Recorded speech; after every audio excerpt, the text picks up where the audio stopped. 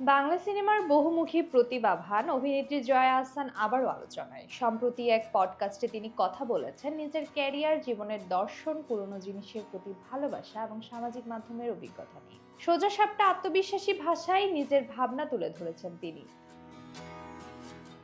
জয়া বলেন, মেধা দিয়েই সবকিছু হয় না, সাফল্যের জন্য প্রয়োজন অদম্য ইচ্ছা, পরিশ্রম আর ধৈর্য। তিনি মনে করেন নিজের কাছে নিজেকে প্রতিদিন পরীক্ষা দিতে হয়। অভিনেত্রী জানান, প্রথম দিকে ক্যামেরার অ্যাঙ্গেলও চিনতাম না, কিন্তু গুণী নির্মাতাদের কাছ থেকে শিখেছি, আজকের অবস্থানে পৌঁছেছি।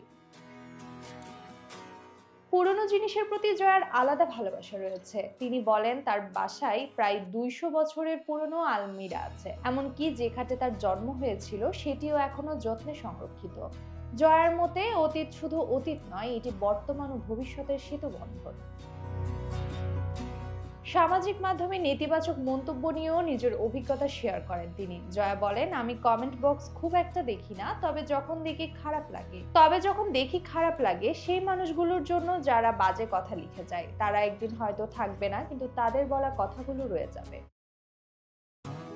শেষে তিনি দৃঢ় কণ্ঠে বলেন, তার পাপ হবে, আমার কিছুই হবে না।